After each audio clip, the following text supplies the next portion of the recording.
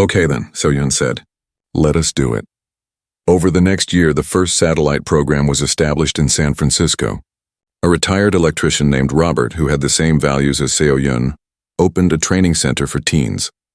So-Yun spent weekends helping him set up, teaching him her approach, making sure he understood that it was not about the technical skills alone, but about treating each student with dignity. The program worked. Robert trained 6 teenagers that first year. All 6 completed the program. All 6 went on to better things. Then came Chicago, then Seattle, then Phoenix. Each program was small, personal, focused. Each one changed lives. Min-jun graduated from UCLA with honors. He immediately joined the foundation his father had created to manage the training programs. He traveled from city to city, helping set up new locations, training mentors, ensuring quality. But every few months he returned to Los Angeles and spent his weekends back in So-Yun's garage, working with students, remembering where he started. 5 years after the highway accident, So-Yun stood in her garage and looked at a wall she had dedicated to the program. There were pictures of students who had gone through training. Dozens of them now. Some had gone to college.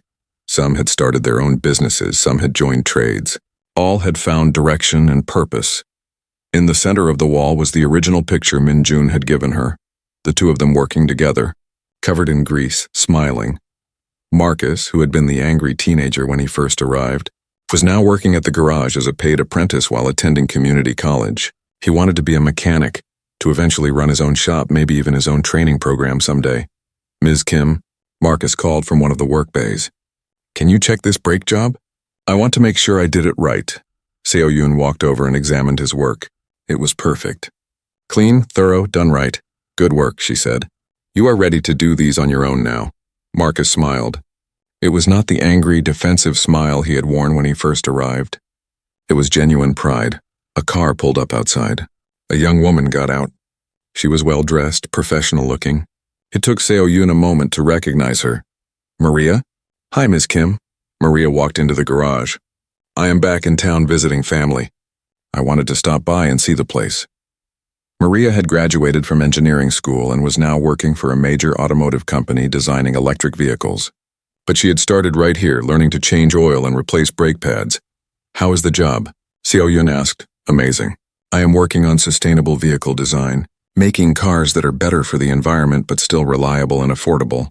Everything I learned here about real-world functionality, it is all coming back to me in my work. They talked for a while. Maria told stories about her job, her challenges, her successes. Before she left, she looked around the garage one more time. This place changed my life, she said. I was lost when I came here. You showed me I could do hard things. You showed me I was worth investing in. I will never forget that. After Maria left, So-Yun found herself thinking about the past 5 years. About Min-jun on the highway, scared and hurt. About all the students who had come through the program. About the satellite locations now operating in different cities. About the lives that had been changed. Her phone rang. It was Chairman Choi calling from Korea. Miss Kim, I wanted to give you an update. We now have 12 training centers operating. We are helping over 200 young people this year. All because you stopped on a highway 5 years ago to help my son. All because Min-jun needed help and I happened to be there. So-Yun corrected. You could have just called an ambulance and driven away. But you did not. You stopped. You helped.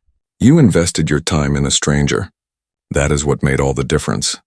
After hanging up, So-Yun walked outside. The sun was setting over Los Angeles. The neighborhood was quiet. Cars passed by on the street. Ordinary people living ordinary lives. But some of those ordinary people had come through her garage. Some of those lives had been touched by what happened here, made a little bit better, given a little more direction, shown a little more care. Was this what her father had envisioned when he opened the garage? Probably not. He had just wanted to fix cars and help his community. But maybe he would be proud that his daughter had taken his simple values and expanded them, that his small garage had become the seed for something larger. So-Yun looked at her hands. They were still stained with grease, still calloused from work. She was still a mechanic. That had not changed. The core of who she was had not changed, but everything else had. She thought about that moment on Highway 15 5 years ago. The moment she saw the motorcycle lying on its side. The moment she decided to stop instead of driving past. The moment she chose to help. Such a small decision. Such huge consequences. That was the thing about life, she realized. You never know which small act of kindness will change everything. Which stranger you help will become something more. Which ordinary moment will become the turning point. So you just help. Every time, everyone, you stop when you see someone who needs it. You give your time, your skills, your care, not because you expect something in return, but because that is what decent people do. They help each other. Min-jun pulled up in his car. He had come back for the weekend. "Hey," he said, getting out. "I brought dinner. Thought we could eat and then I could help you with tomorrow's prep work." "You do not have to do that," Seo-yun said. "You have your own life now. I know. But this place, what you do here, it is important, and I want to be part of it. Always." They went inside together. The garage was quiet now, the work done for the day. But tomorrow would bring new students, new challenges, new opportunities to make a difference. Seo-yun looked around one more time. At her father's tools on the walls. At the plaque honoring Chairman Choi's father. At the pictures of students who had found their way here and left, changed. This was her life now. Not the small, simple existence she had once known, but something bigger, more complex, more meaningful, and it had all started with a simple choice to stop and help a stranger on a desert highway. "You know what is funny?" Min-jun said as they ate dinner in the small office. "What? When I crashed that motorcycle, I thought my life was over. I was so lost, so angry, so trapped. And then you showed up. Some random mechanic who stopped to help. At the time it felt like bad luck, like just another person trying to control me. And now I realize it was the best luck I ever had. You saved my life that day, and you have been saving it ever since," Seo-yun smiled. "I just gave you a place to learn and grow. You did the hard work. We did the hard work. Together. And now we get to help other people do the same." They finished their dinner and got to work preparing for the next day. There were tools to organize, parts to inventory, lesson plans to review. Simple work, but important. Outside, the stars came out over Los Angeles. The city hummed with life. Millions of people, each with their own struggles, their own dreams, their own need to find meaning and purpose. And in a small garage on the edge of the city, two people worked together to make sure that some of those people, the lost teenagers who needed help, would find what they were looking for. Not through money or status or fancy programs, but through honest work, genuine care, and the simple gift of being treated like they mattered. Because they did matter, every single one of them. That was the lesson Seo-yun had learned from her father. That was the lesson she had taught Min-jun. And that was the lesson they were now teaching to hundreds of young people across the country. One student at a time, one day at a time, one simple act of kindness at a time. That is how lives are changed. That is how the world gets better. Not through grand gestures or dramatic moments, but through the daily choice to stop when someone needs help, to give your time when you do not have to care about people you do not know. Seo-yun locked up the garage for the night. Tomorrow would bring new challenges, new students, new opportunities. But tonight, she felt peaceful, content, grateful for the strange path her life had taken, all because of one broken-down motorcycle on a desert highway, all because she chose to stop, all because sometimes the people we help end up helping us right back, and together they help everyone else. 2 years had passed since the Choi family returned to Korea. The garage had grown in ways Seo-yun never imagined. Yet it still felt like the same honest place her father had created. The training program had expanded carefully, deliberately. After Maria and David, more students had come. Not many at a time, just 4 or 5 at most. But each one learned the same lessons. Work hard, help people, take pride in what you do. Maria had graduated the program and was now working at a dealership, saving money for college. She wanted to study mechanical engineering. David had turned his life around completely. His grades improved, his attitude changed, and he now talked about opening his own shop someday. There were others too. A quiet girl named Sarah who found her voice working with engines. A boy named James who learned that making mistakes was part of learning, not something to be ashamed of. Twin brothers who had been directionless until they discovered they loved the problem-solving aspect of repair work. Each one left the garage different from when they arrived. Not because Seo-yun performed miracles, but because she gave them the same thing she had given Min-jun: respect, real work, and a chance to discover their own worth. The garage itself had become something of a neighborhood institution. Regular customers remained loyal, knowing they would get honest service at fair prices. But now there was also a steady stream of parents bringing their teenagers, hoping Seo-yun could work her magic with them too. She always told them the same thing: there is no magic. Just work, patience, and treating people like they matter.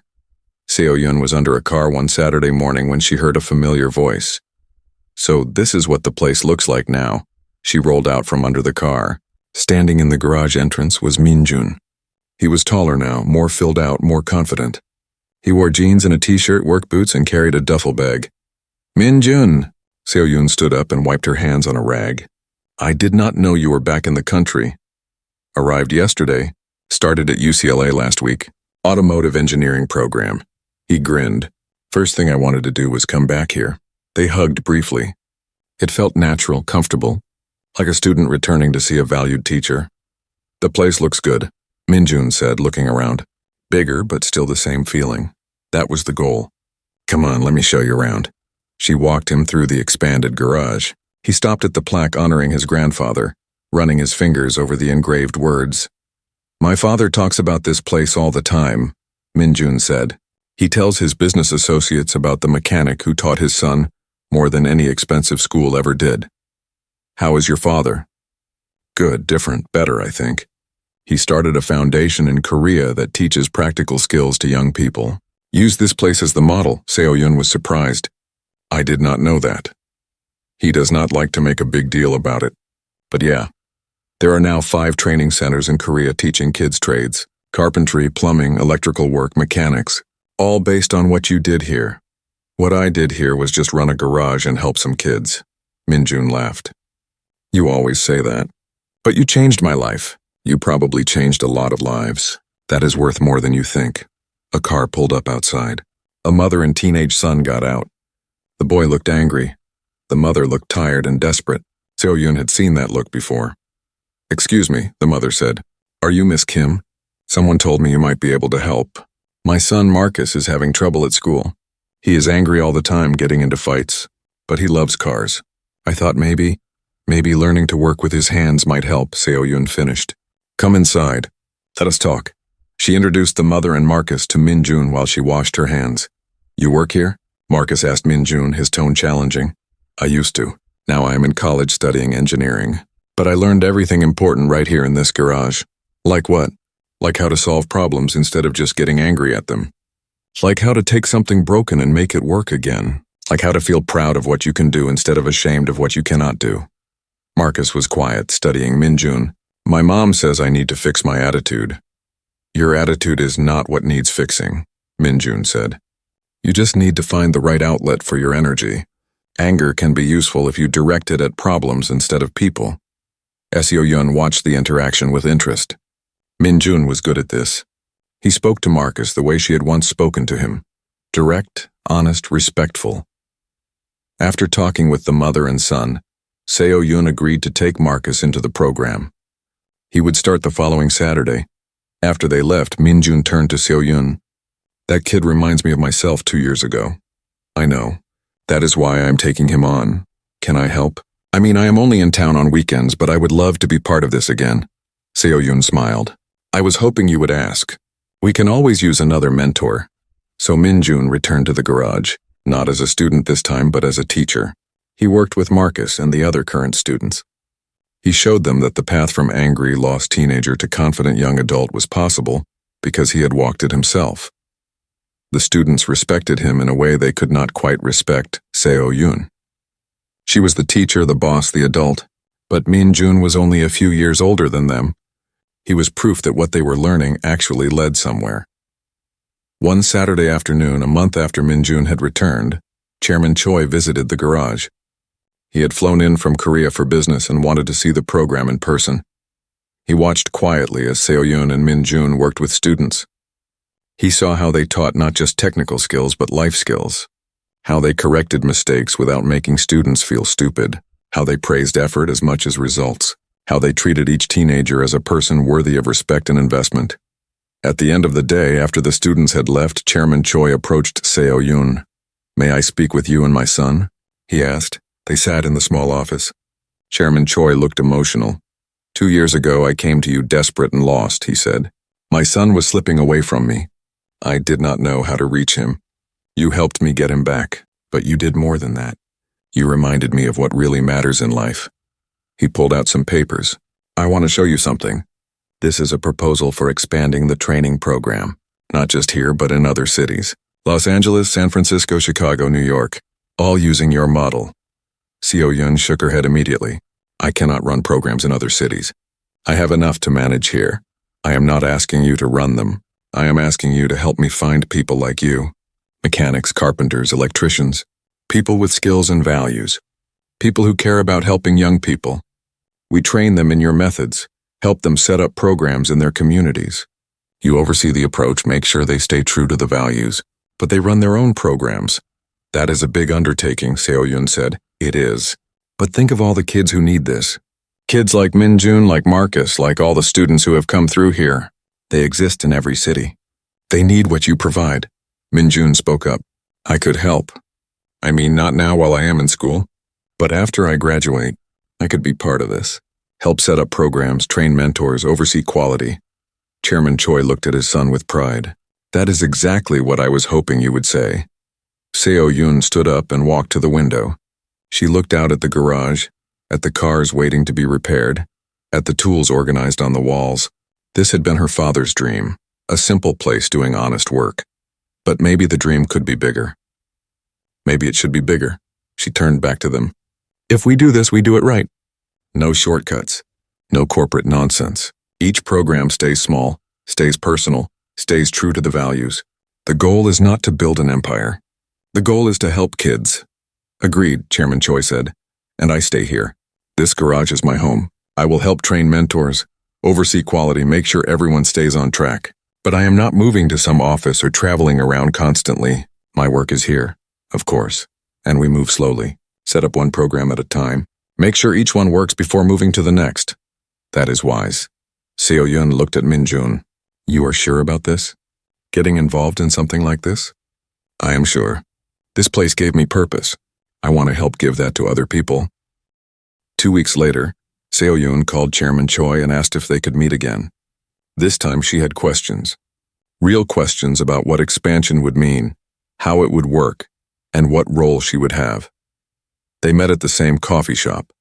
This time Chairman Choi brought a folder full of papers. "I took the liberty of having my team put together some ideas," he said. "But these are just suggestions. Nothing is decided. You are in control of any decisions." Seo Yoon looked through the papers. There were architectural drawings showing how her garage could be expanded. Plans for adding 2 more work bays, a proper classroom space, a bigger waiting area, financial projections, curriculum ideas for a youth training program. It was overwhelming. "This is too much," she said, pushing the papers away. "This is not what I do. I fix cars. I help people. I do not run programs or manage big operations." Chairman Choi closed the folder. "You are right. I apologize. I got excited and my team got carried away. Let me ask you something simpler. What would you want?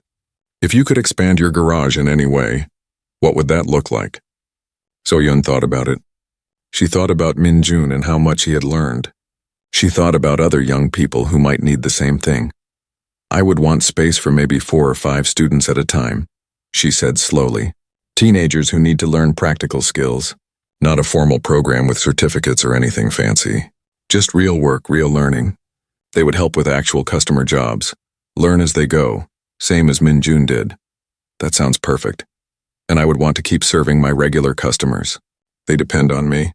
The single mothers who need reliable cars to get to work. The elderly people on fixed incomes who cannot afford to be cheated by expensive mechanics. The workers who need their trucks running. I will not abandon them for some fancy program. Of course not. That is who you are. That is why this would work." Seo-Yun looked at him. "Why are you really doing this? Is it just because of Min-jun?" Chairman Choi was quiet for a moment. "Partly. My son was heading down a dark path and you saved him. Not just on that highway, but here with this work. But there is another reason. He pulled out his wallet and took out an old, faded photograph. It showed a young man in work clothes standing in front of a small shop. He was smiling. "This was my father," Chairman Choi said. "He was a mechanic in Seoul. He owned a small repair shop, not very different from yours. He taught me about engines, about fixing things, about honest work. When I was young, I wanted to be just like him." "What happened?" Seo-yun asked. "Life happened. I was good at school, got a scholarship to university, studied engineering. My father was so proud. He wanted me to have opportunities he never had. So I started a technology company. It grew bigger than either of us ever imagined. But my father died before he could see most of my success." Chairman Choi looked at the photo with sad eyes. "In the years before he died, we barely spoke. I was always busy with work, with building the company. He wanted to see me, wanted to talk about simple things like he used to, but I did not have time. I thought there would always be more time later. But there was not," Seo-yun said softly. "No, he had a heart attack. Died at his shop working on a car. When I went to clean out his shop, I found a box of things he had saved. Articles about my company, pictures of me from newspapers. He had followed everything I did, even though I barely called him." Chairman Choi put the photo back in his wallet. "I built an empire, but I lost what really mattered. I forgot my father's lessons about honest work, about helping people, about staying connected to what is real. And I nearly lost my son the same way." Seo-yun understood now. This was not just about Min-jun or about expanding her garage. This was about a man trying to honor his father's memory and fix his mistakes. "Your father would be proud of you," she said, "not because of your money or your company, but because you are trying to do the right thing for your son. I hope so. Miss Kim, when I watch you work, when I see how you taught my son, I see my father. The same values, the same honesty, the same care for people. That is rare. That is worth preserving and expanding." They talked for another hour. Slowly, Seo-yun's resistance began to soften. She started to see how expansion could work, how she could stay true to her values while helping more people. "If I agreed to this," she said, "and I am only saying if, I would need complete control. The garage would still be mine. You would fund the expansion, but you would not make decisions about how things run." "Agreed. And no fancy corporate stuff. No mission statements or quarterly reviews or any of that. This stays simple and real." "Agreed, and we start small. Add 1 or 2 students this year. See how it works. If it does not work, we stop. That is wise. Start small, learn, adjust." Seo-yun took a deep breath. "Okay, let us try it. But I want to be clear. I am doing this to help kids like Min-jun. Not for money, not for recognition. Just to make a difference." Chairman Choi smiled. It was the first genuine smile she had seen from him. "I would not expect anything else. Thank you, Miss Kim. You have no idea what this means to me." Over the next 2 months, plans were made. The garage would close for 4 weeks for renovation and expansion. Chairman Choi's company would handle all the costs and logistics. Seo-yun would continue to pay her bills from her savings during the closure, refusing to take any salary or payment from Chairman Choi. "You are the most stubborn woman I have ever met," he told her when she refused his offer to cover her expenses during renovation. "I know," she said. "My father raised me that way." During the renovation period, Seo-yun spent time planning the training program. She talked to local high schools about students who might benefit, not the best students or the worst. The ones in the middle, the ones who were lost or struggling or just needed a different kind of education. She also spent time with Min-jun, teaching him as much as she could before his family returned to Korea. They worked on more complex projects. He learned about engine rebuilding, transmission work, electrical systems. His cast had come off, and his wrist had healed perfectly. On the last Saturday before the Choi family was scheduled to return to Korea, Min-jun showed up at the garage early. Seo-yun was there going through inventory, preparing for the renovation. "I brought you something," Min-jun said. He handed her a package wrapped in simple paper. Inside was a framed photograph. It showed Seo-yun and Min-jun working together on a car, both of them covered in grease, both smiling. Seo-yun did not even remember someone taking the picture. Ji-won took it a few weeks ago. Min-jun explained. She said you two looked like real mechanics, like family. Seo-yun felt tears starting in her eyes. "Thank you." "This is perfect." "No, thank you," Min-jun said. His voice cracked slightly. "You saved my life twice. Once on that highway and once here in this garage. You showed me who I could be. You gave me purpose and direction. I will never forget that. They worked together one last time, an oil change on Mr. Rodriguez's car. It was simple work, but they took their time, did it right, talked about everything and nothing. When they were finished, Chairman Choi arrived to pick up his son. But this time he came inside the garage. He walked around slowly, looking at the tools, the equipment, the simple workspace that had transformed his son. "This is a good place," he said to Seo-yun. "A honest place. Thank you for sharing it with us."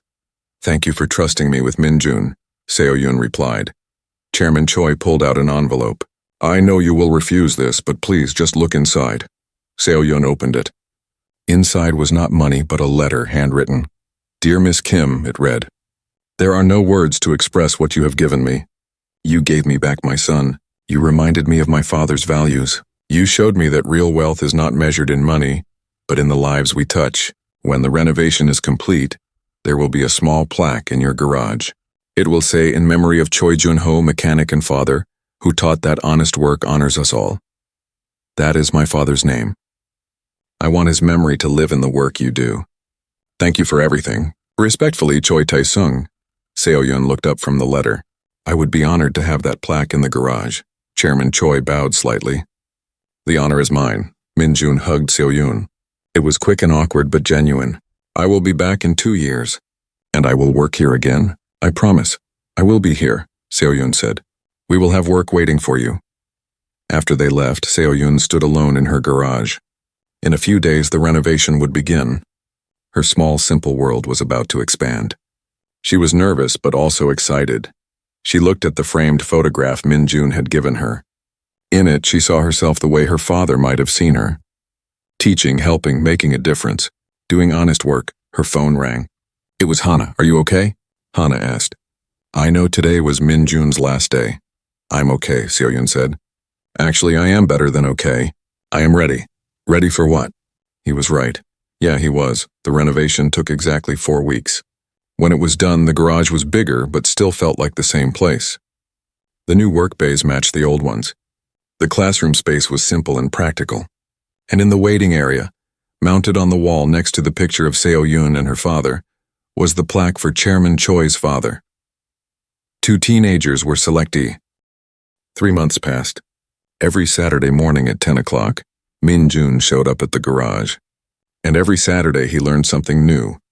The first few weeks had been awkward. Min-jun did not know how to hold tools properly. He had never gotten his hands dirty before. Simple tasks that Seo-yun took for granted were completely foreign to him, but he never complained. He listened carefully, asked good questions, and practiced until he got things right. Slowly, he improved. He learned how to change oil, how to replace air filters, how to check brake pads.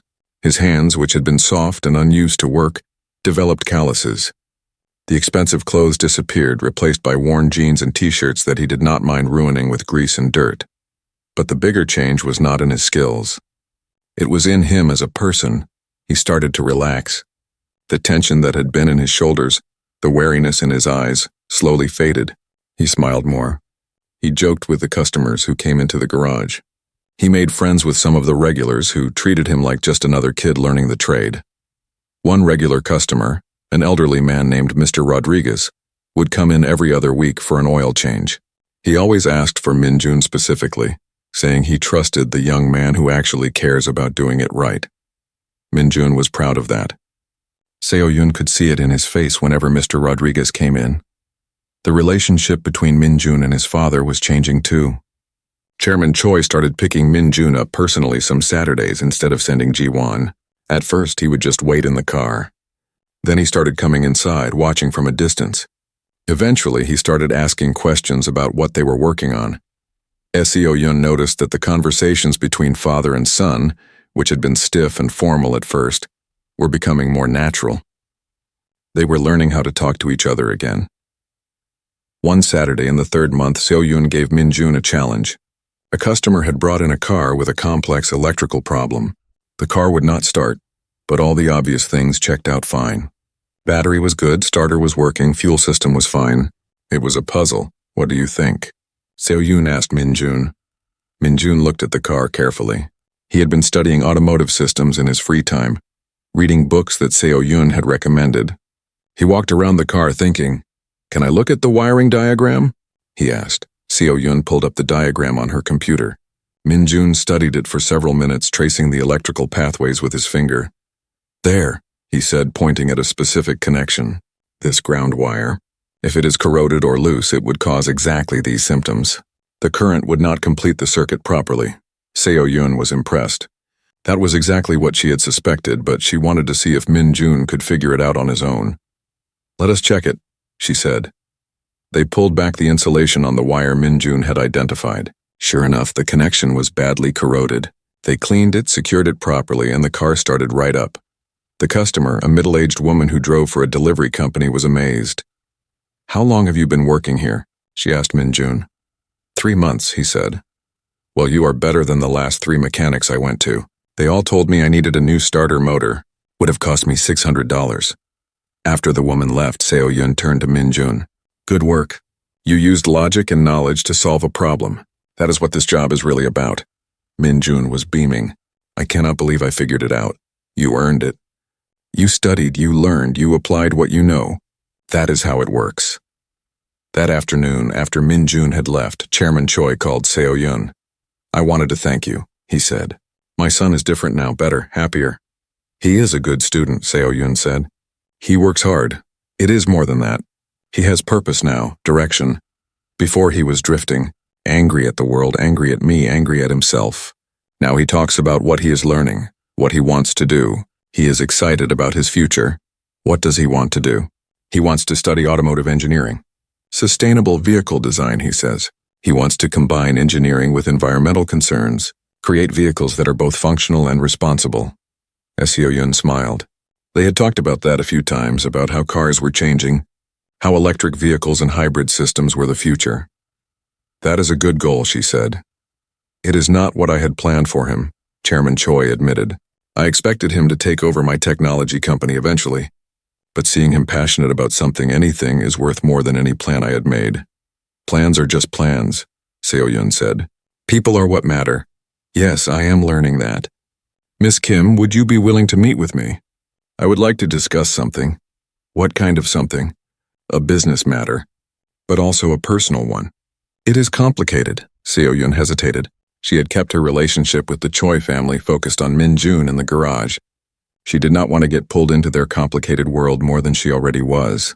"Please," Chairman Choi said. "One conversation. If you are not interested, we never speak of it again." "Okay, one conversation." They met the next day at a coffee shop near Seo Yun's garage. Chairman Choi arrived without security, without an entourage, just a tired-looking businessman who wanted to talk. "Thank you for meeting me," he said as they sat down with their coffee. "What did you want to discuss?" Chairman Choi took a sip of his coffee, gathering his thoughts. "My business in the United States is concluding. In 3 months, my family will return to Korea." Seo Yun felt a sudden sadness. She had gotten used to Min Jun's presence on Saturday mornings. The garage would feel empty without him. "I understand," she said, "but Min Jun will be returning to the United States in 2 years for university. He has already decided he wants to study here, and when he does return, he wants to continue working at your garage during school breaks." "That would be fine with me," Seo Yun said. "If he still wants to by then, he will. But that is not what I wanted to discuss." Chairman Choi set down his coffee cup. "Miss Kim, you have done something incredible."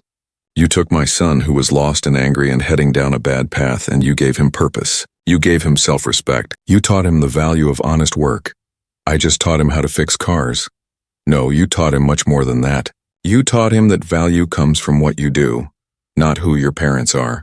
You taught him that satisfaction comes from helping people, from solving real problems, from creating real value in the world. Those are lessons I should have taught him but did not." Seo Yun did not know what to say. She took a drink of her coffee. "Watching you work with my son made me realize something," Chairman Choi continued. "There are probably thousands of young people like Min Jun. Kids who have everything materially but nothing meaningful. Kids who need to learn what real work feels like, what real purpose feels like." "Probably," Seo Yun agreed. "What if there was a way to teach more of them? Not just my son, but other young people who need to learn these lessons?" Seo Yun looked at him carefully. "What are you suggesting?" "I want to help you expand your garage. Not change it, just make it bigger. Add a training program for young people, a place where teenagers can learn practical skills, learn the value of work, learn to take pride in what they do with their hands. That costs money, Seo-yun said. A lot of money. I have money. What I do not have is someone with your values, your skills, and your ability to connect with young people. You have that. Seo-yun shook her head. I am not a teacher. I am a mechanic. You are both. Whether you realize it or not, Min-jun is not the only person you have helped. I have watched you with your customers. The way you explain things to them, teach them basic maintenance, help them understand their cars. You are a natural teacher. I appreciate the offer, but I like my garage the way it is. Small, simple, honest. It would still be those things. Just bigger. Able to help more people. Chairman Choi leaned forward. Miss Kim, I am not trying to buy you or change you. I am asking you to consider expanding the good work you are already doing.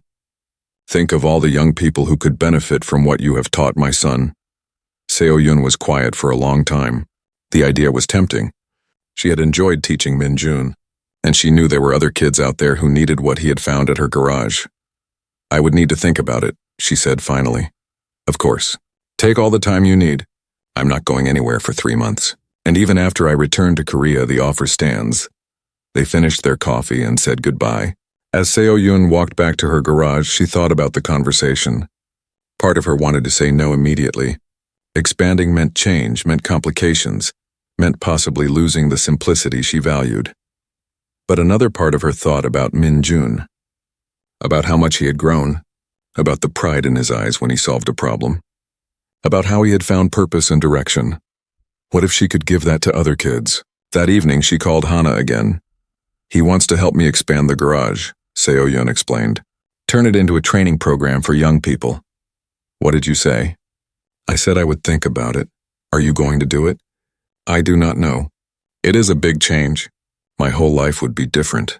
Your life is already different, Hana pointed out.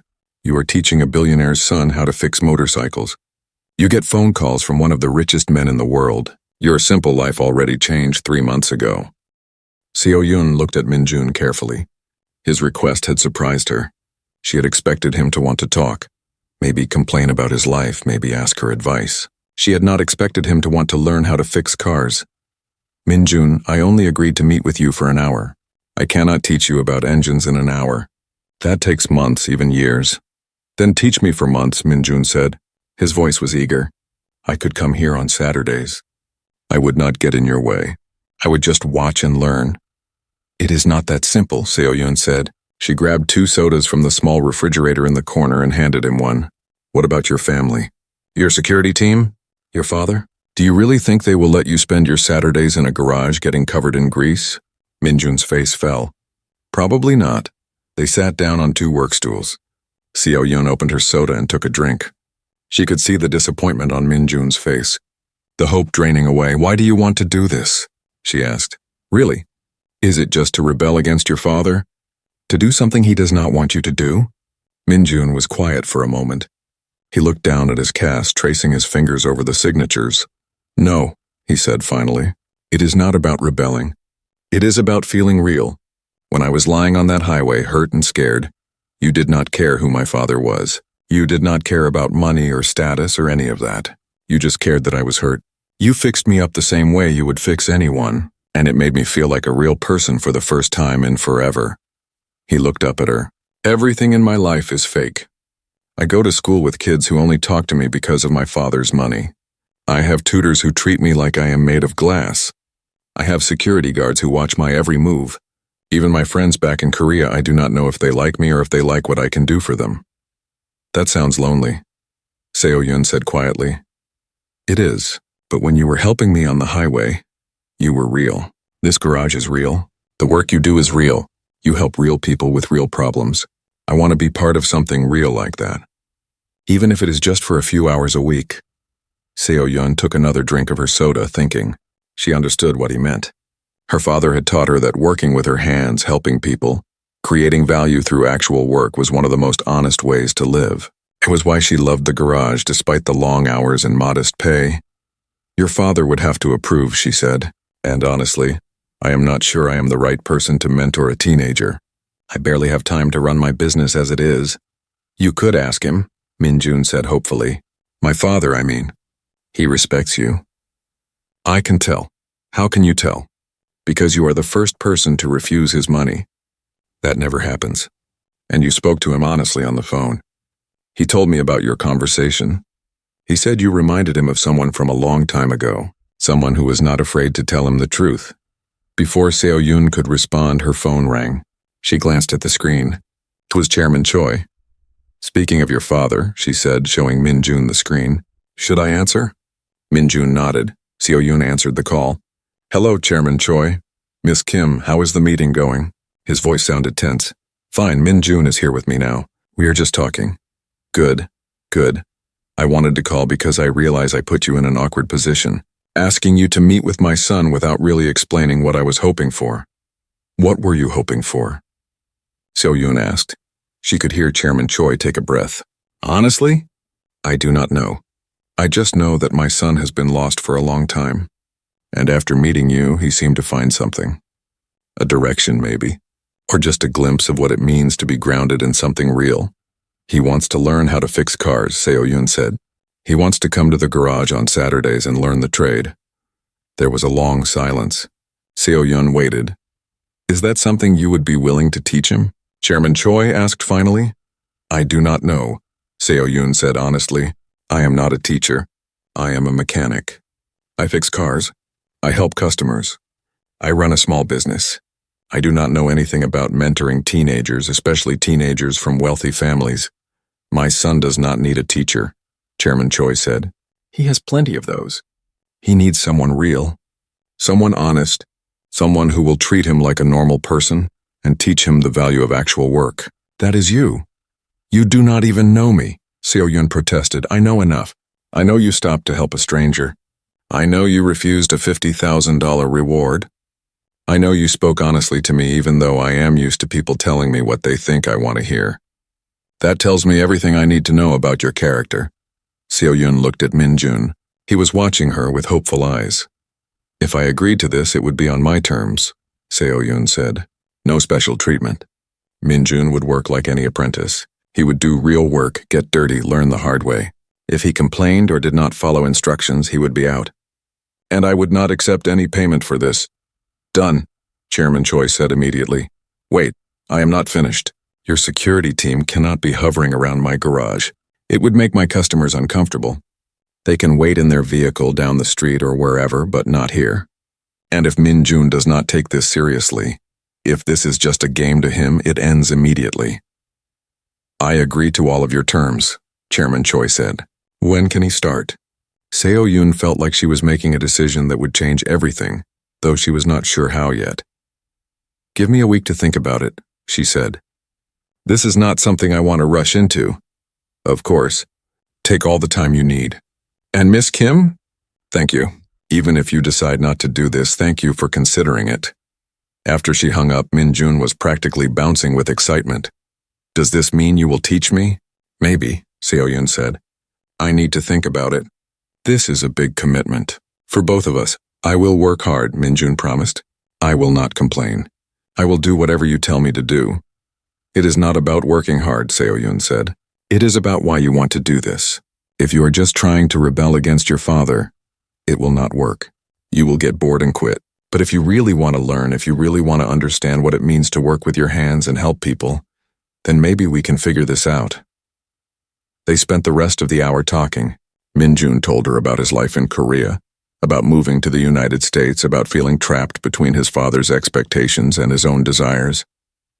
Seo Yun told him about her father, about learning the trade, about the satisfaction of fixing something broken and making it work again.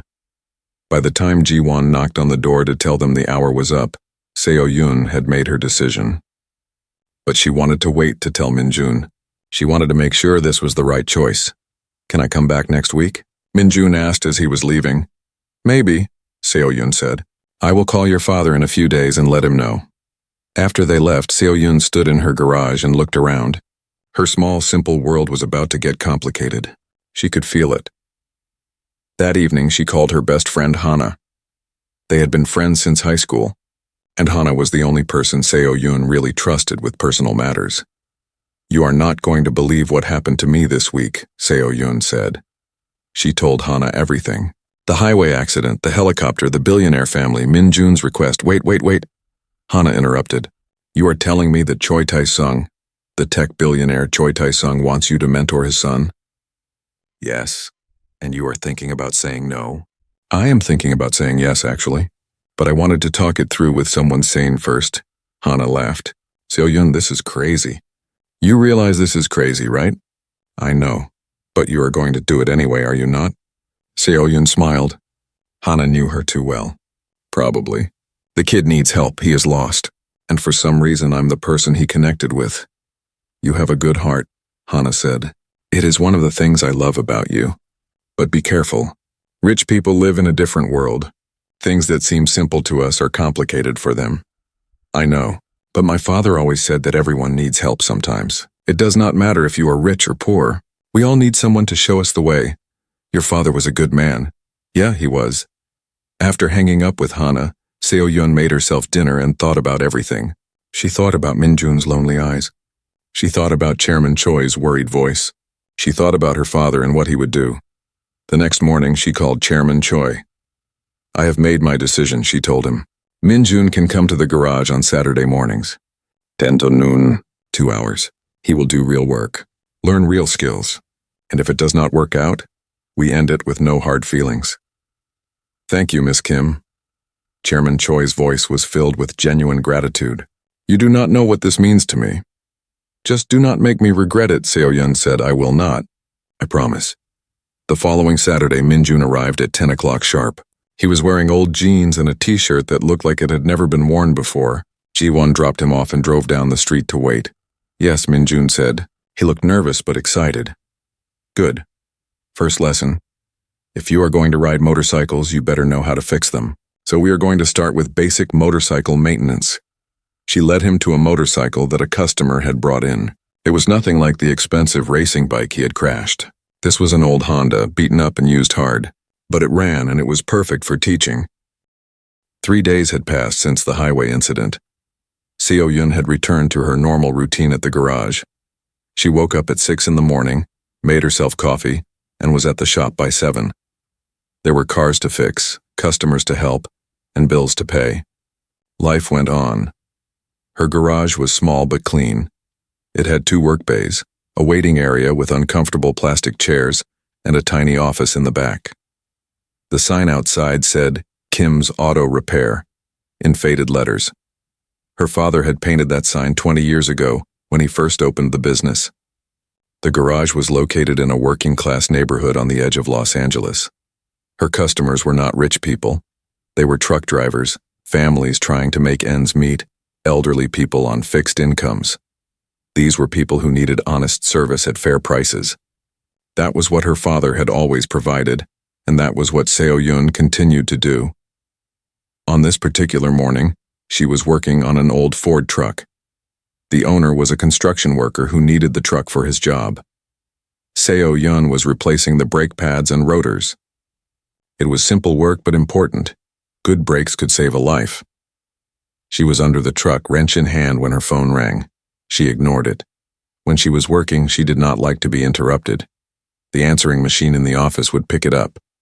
A few minutes later, the phone rang again. And then again. Seo-yun slid out from under the truck, wiping her hands on a rag. She walked to the office and looked at the phone. 3 missed calls, all from the same unknown number. As she stood there, it started ringing again. She picked it up. Kim's Auto Repair. Hello. May I speak with Miss Seo-yun Kim? The voice was professional, female, speaking very proper English. This is Seo-yun. Miss Kim, my name is Hannah. I am calling on behalf of Chairman Choi Tae-sung. The chairman would like to express his gratitude for your assistance to his son earlier this week. He has authorized me to arrange a financial thank you gift. Seo-yun felt uncomfortable immediately. That is not necessary. I was just helping someone who was hurt. Anyone would have done the same. Nevertheless, the chairman is most grateful. We would like to send you $50,000 as a token of appreciation. Seo-yun almost dropped the phone.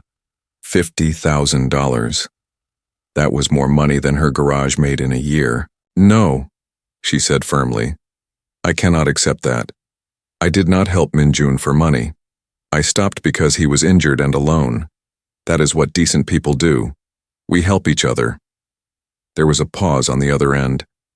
Miss Kim, I assure you this is not unusual. The chairman often rewards people who assist his family. Then I am unusual, Seo-yun said, because I do not want the money. Tell the chairman thank you, but no thank you. Miss Kim, perhaps you do not understand. I understand perfectly, Seo-yun interrupted. I understand that your boss is used to solving problems with money, but this is not a problem that needs solving. I helped a kid who was hurt. The reward is knowing he is okay. That is enough for me. She hung up the phone before the assistant could respond. Her hands were shaking slightly. $50,000. Part of her brain was screaming that she was stupid to turn it down. But the louder part, the part that sounded like her father's voice, said she had done the right thing. She went back to work on the truck. That evening, as Seo-yun was closing up the garage, her phone rang again. Different number this time. She almost did not answer, but something made her pick it up. Hello? Miss Kim, this is Choi Tai-sung. It was the same voice from the highway, the one she had spoken to on Ji-won's phone. I understand you refused my assistance offer. Yes, sir, I did. May I ask why? Seo-yun took a breath. She was talking to one of the richest men in the world, and she was covered in grease and standing in her rundown garage. But she was not going to pretend to be something she was not. Because I did not help your son for money, she said. I stopped because he was hurt and needed help. That is just being human. You do not pay people for being human. There was a long silence. Then Chairman Choi spoke, and his voice sounded different. Less formal, more real. You are a very unusual person, Miss Kim. So I have been told. My son has been asking about you. He wants to know if you are real or if he imagined you. Seo-yun smiled despite herself. I am real. He said you were the first person in months to treat him normally. To talk to him like he was just a regular teenager. He is a regular teenager, Seo-yun said. He just happens to have rich parents. But inside he is just a scared kid trying to figure out who he is. Same as every other teenager. Yes, Chairman Choi said quietly. I am starting to understand that. Another silence. Seo-yun waited. She could tell he wanted to say something else. Miss Kim, if you will not accept money, is there anything I can do? Anything you need? Seo-yun thought about it. Just make sure Minjun is okay. That is all I need to know. He is recovering well. Broken wrist as you suspected. Some bruising and scrapes. But he will heal fully. The doctor said your first aid was excellent. You may have prevented infection in those road rash wounds. I am glad, Seo-yun said. And she meant it. Miss Kim, may I ask you something personal? I suppose. Why do you do this? Run a garage, help strangers, refuse rewards. What drives you? Seo-yun looked around her small office. There was a picture on the wall of her and her father, taken 10 years ago. He had his arm around her shoulders, both of them smiling, both covered in grease from a day's work. My father taught me that we are not here just for ourselves, she said. We are here to help each other, to make life a little easier for the people around us. Money is nice, but it is not what makes life meaningful. Doing right by people, treating them with respect, helping when you can, that is what matters. Your father sounds like he was a wise man. He was. I wish I could have met him. Me too, Seo-yun said softly. Chairman Choi cleared his throat. Miss Kim, I have a different request. My son would like to see you again. Would you be willing to meet with him? Just once. He said talking to you made him feel normal for the first time in a long time. Seo-yun hesitated. This felt like it was crossing a line. The highway incident had been random chance. But intentionally meeting with Minjun felt like getting involved in something she did not understand. I do not know, she said honestly. I am just a mechanic. I do not know anything about helping rich kids with their problems. You do not need to know anything special, Chairman Choi said. You just need to be yourself. That is what helped my son. You treated him like a real person. That is what he needs. Where is he now? Still in the hospital? No. He was released yesterday. He is at our residence here in Los Angeles. With security, of course. He is not happy about that, but I cannot let him run away again. Seo Yoon could hear the worry in the man's voice. Whatever else he was a father who cared about his son. What exactly are you asking me to do? She said. Just meet with him. Talk to him. It does not have to be long. Just give him an hour of your time. Please. I know it is a strange request from a stranger, but I am asking as a father, not as a chairman. Seo Yoon looked at the picture of her father again. She thought about what he would do. He would help. He always helped when someone needed it. Okay, she said, but on my terms. He comes to my garage during normal business hours. No security team standing around making everyone nervous. And just for an hour. If it does not work out, we walk away and that is the end of it. Done, Chairman Choi said immediately. When? This Saturday. 10 in the morning. He will be there. And Miss Kim? Thank you. After she hung up, Seo Yoon stood in her office for a long time, wondering what she had just agreed to. The rest of the week passed quickly. Seo Yoon did not tell anyone about the planned meeting, not even her best friend Hana, who would have made a big deal out of it. She just focused on her work and tried not to think about it too much, but she thought about it anyway. Thought about Min Jun sitting on the highway injured and scared. Thought about how lonely his eyes had looked. Thought about how he just wanted to be normal. Friday afternoon, her phone rang. It was Ji-won, the security woman. Miss Kim, I am calling to confirm tomorrow's meeting. 10 in the morning, my garage. I assume you know where it is. Yes, we do. I will be escorting the young master. The chairman has agreed to your terms. Security will be present but not visible. They will wait in the vehicles. Good. Miss Kim, I want to say something. Ji-won's voice softened. Thank you for doing this. The young master has been different since the accident. Quieter, more thoughtful. I think meeting you affected him. He is a good kid, Seo Yoon said. He just needs people to see that. Yes, Ji-won said. I am beginning to understand that. Saturday morning came. Seo Yoon opened the garage at 8, giving herself 2 hours to get ready.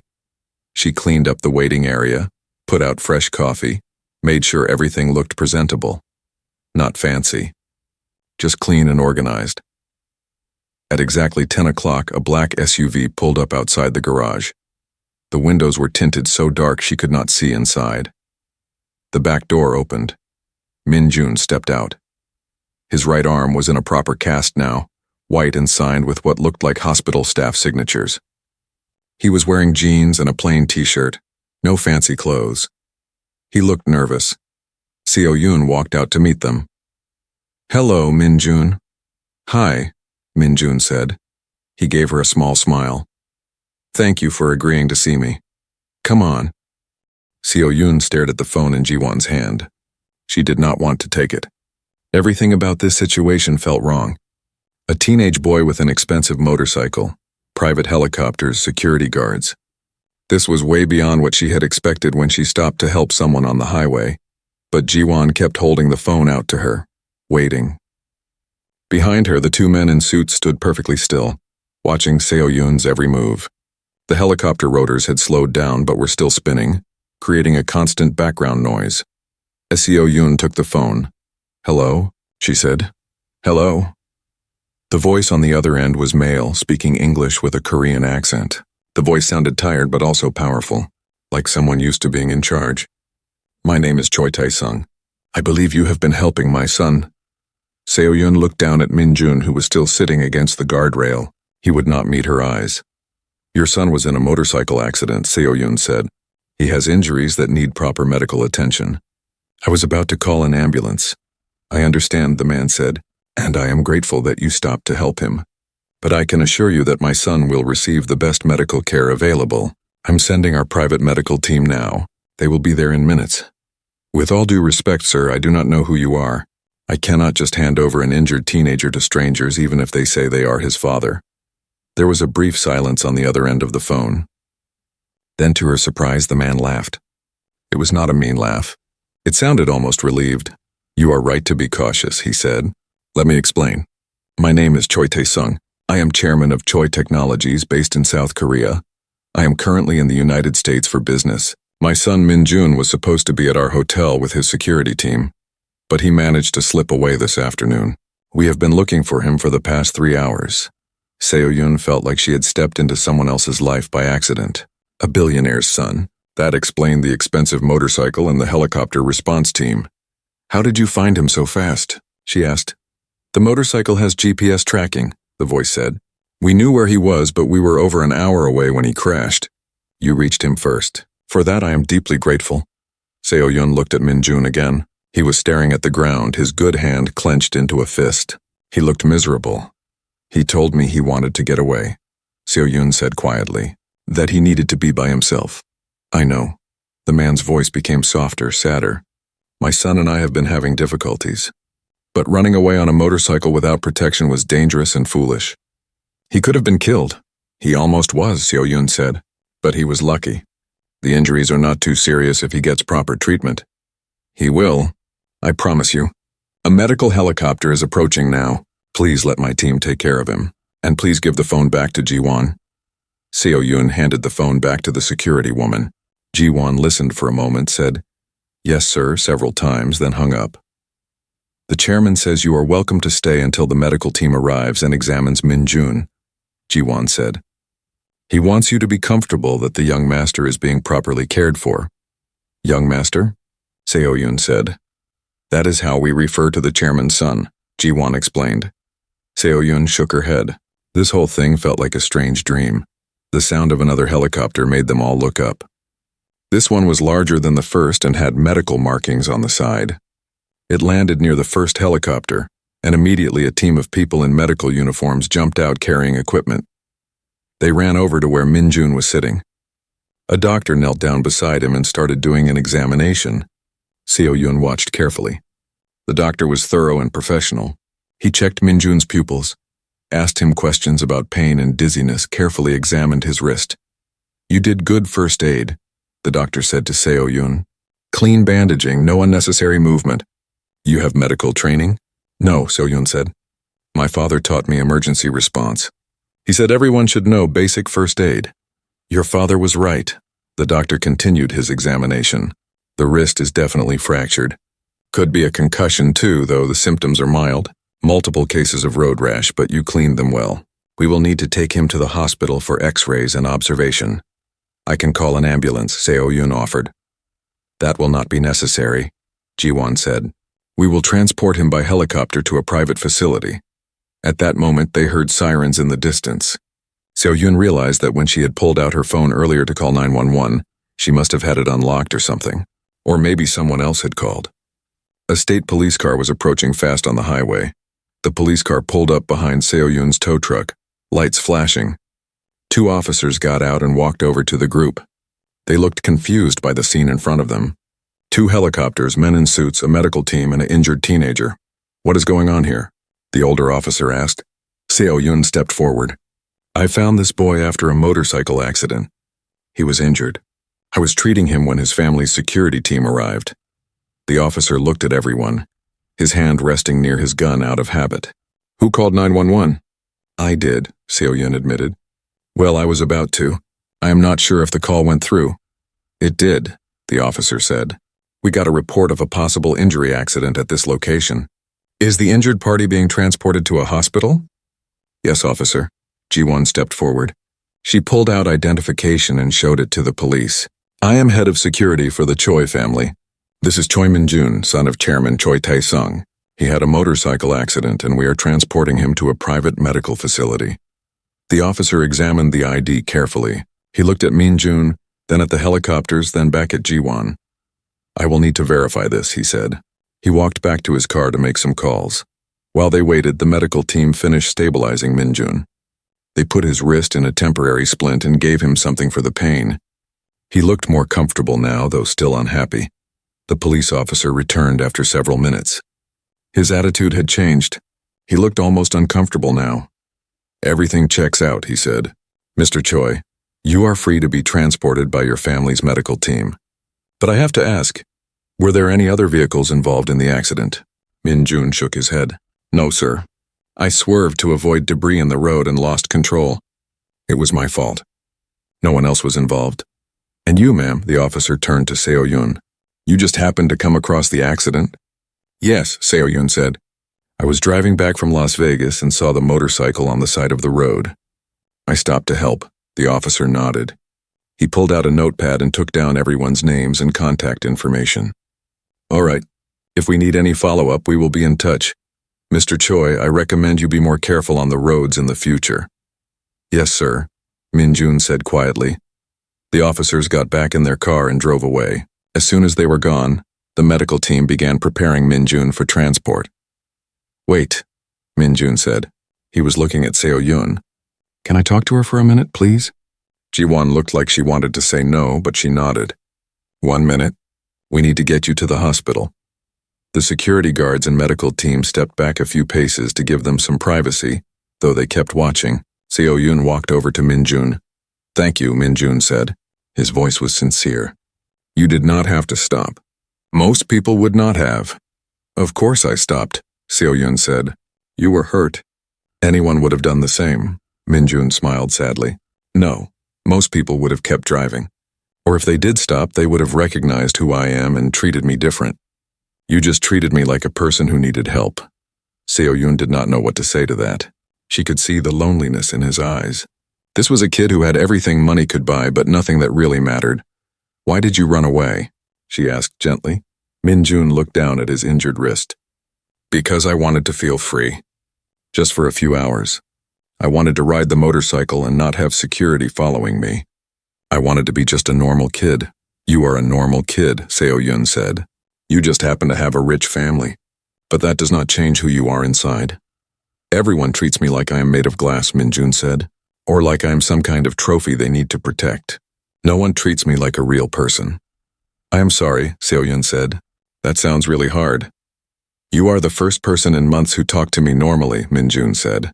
Even when you found out who I am, you did not change. You still spoke to me the same way. Before Seo Yun could respond, Ji-won approached. Time to go, young master. Your father is waiting at the hospital. Min Jun stood up with help from the medical team. They supported him as he walked toward the helicopter. But he stopped and turned back to Seo Yun. Will I see you again? He asked. Seo Yun hesitated. She had no idea. This felt like one of those moments that happens and then becomes just a story you tell people. A strange day on the highway, I do not know, she said honestly. I hope so, Min Jun said. Then he let the medical team guide him to the helicopter. As they loaded him inside, Ji-won walked over to Seo Yun. She held out a business card. The chairman will want to properly express his gratitude, Ji-won said. Please answer when he calls. Seo Yun took the card automatically. It was thick and expensive with gold lettering. Before she could say anything, Ji-won turned and walked to the helicopter. The sun was starting to drop lower in the sky as Seo Yun Kim drove her old tow truck along Highway 15. The road stretched out ahead of her like a long gray ribbon through the desert.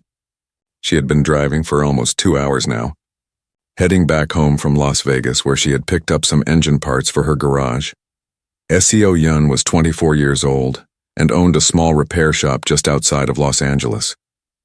She had learned everything about fixing cars from her adoptive father, who had passed away 3 years ago.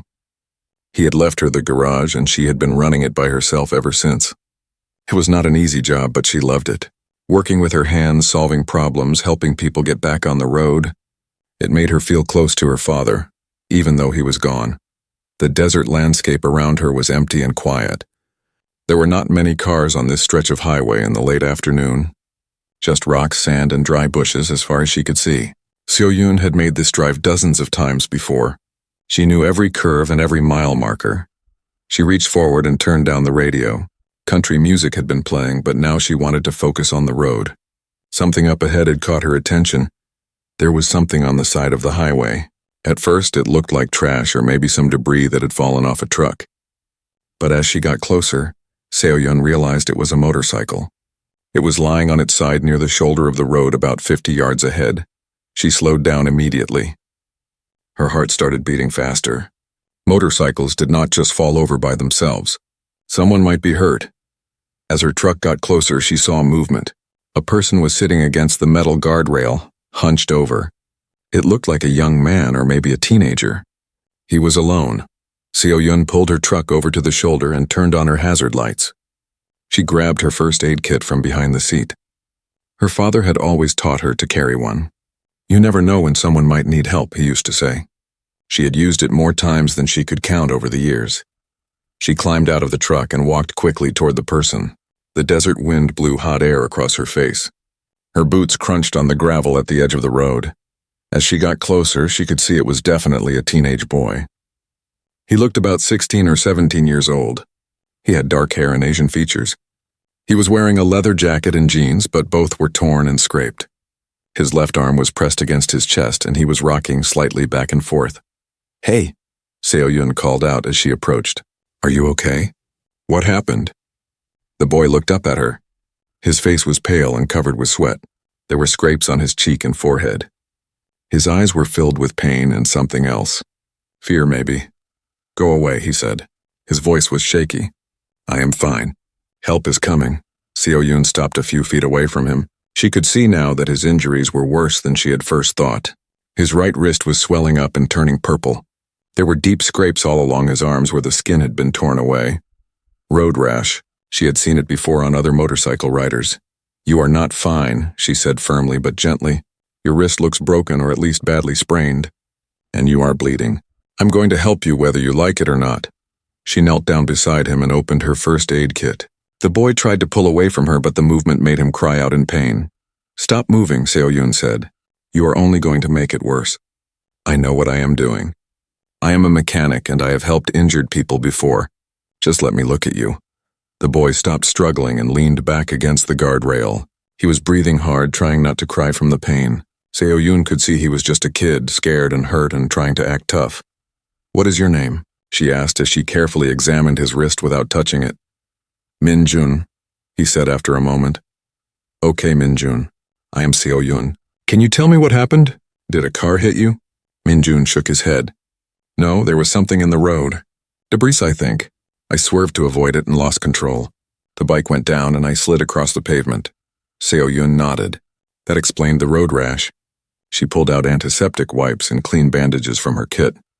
"This is going to sting," she warned him. "But I need to clean these scrapes so they do not get infected." She started cleaning the wounds on his arms as gently as she could. Min-jun hissed in pain but did not pull away. As she worked, Seo-yun looked over at the motorcycle. It was an expensive bike. Very expensive. Custom paint job, high-end racing model. The kind of bike that cost more than most people's cars. It seemed strange for a teenage boy to have something like that. "That is a nice bike," she said, trying to distract him from the pain. "Where did you get it?" Min-jun did not answer right away. "I bought it," he finally said. "Must have saved up a lot of money." He did not respond to that. Seo-yun did not push it. She finished cleaning the worst of his scrapes and wrapped clean bandages around his arms. Then she looked at his wrist again. "I think this is broken," she said. "I am going to call for an ambulance." "Do you have a phone?" Min-jun's face went even paler. "My phone broke in the crash." "But you do not need to call anyone. I told you help is already coming." "Who is coming?" Seo-yun asked. "Did you call someone before your phone broke?" "Something like that," Min-jun said. He was looking around nervously now, his eyes scanning the empty highway and the sky above. Seo-yun pulled out her own phone. "Well, I am calling 911 anyway. You need to go to a hospital. That wrist needs to be x-rayed and probably put in a cast." "No, wait," Min-jun said urgently. "Do not call yet. Just wait a few minutes, please." There was something desperate in his voice that made Seo-yun pause. She looked at him carefully. He was scared, but not of his injuries. He was scared of something else. "Min-jun, what is going on? Are you in some kind of trouble? Is someone after you?" "It is complicated," he said quietly. "I just needed to get away for a while. To be by myself. But they track me. They always find me. Who tracks you? Who are they?" Before Min-jun could answer, Seo-yun heard a sound in the distance. It was faint at first, but growing louder. A rhythmic thumping sound that echoed across the empty desert. Min-jun heard it too. His whole body tensed up. "They are here," he whispered. Seo-yun looked up at the sky. In the distance, she could see a black dot growing larger. It was moving fast and heading straight toward them. A helicopter. Her confusion must have shown on her face because Min Jun gave her a sad, tired smile. "I told you help was coming," he said. The helicopter was getting closer now. Seo-yun could see it more clearly. It was not a medical helicopter. It was sleek and black and expensive looking. "A private helicopter, Min Jun," she said slowly. "Who are you?" But the helicopter was almost on top of them now. The sound of the rotors was deafening. Wind from the blades kicked up clouds of desert dust and sand. Seo-yun had to shield her eyes. The helicopter descended and landed about 100 feet away from them on the empty stretch of highway. The door opened before the rotors had even stopped spinning completely. 3 people jumped out. 2 men in dark suits with earpieces and sunglasses. They looked like Secret Service agents or bodyguards. Between them was a woman in business clothes. She was Asian, probably in her 30s with sharp eyes and a no-nonsense expression. They walked quickly toward Seo-yun and Min Jun. The 2 men in suits positioned themselves slightly in front of the woman, scanning the area as they approached. Seo-yun stood up, placing herself between Min Jun and the approaching strangers. Her heart was pounding, but she kept her face calm. She had no idea what was happening, but her instinct was to protect the injured boy. The woman in business clothes stopped a few feet away. She looked at Min Jun with relief and frustration mixed together on her face. Then she looked at Seo-yun. "Who are you?" the woman asked. Her voice was accented, but her English was perfect. "I am the person who stopped to help an injured kid," Seo-yun said firmly. "Who are you?" The woman studied her for a moment, then seemed to decide something. "My name is Jiwon Park. I am head of security for the Choi family. This young man is supposed to be under my protection. Thank you for helping him, but we will take it from here." She gestured to the 2 men who started moving forward. "Wait," Seo-yun said, holding up her hand. "He needs medical attention. His wrist is probably broken and he might have a concussion." "I was about to call an ambulance." "That will not be necessary," Jiwon said. "We have our own medical team." "He is a minor," Seo-yun insisted. "I cannot just let you take him without proper medical care. For all I know, you could be anyone." One of the men in suits stepped forward, his hand moving to something under his jacket, but Jiwon held up her hand, stopping him. "You have no idea who you are dealing with," Jiwon said, but there was not anger in her voice. Almost a hint of respect, maybe even amusement. She pulled out her phone and made a call. She spoke rapidly in Korean, too fast for Seo-yun to understand any of the words. Then she held out the phone. "Someone wants to speak with you," Jiwon said.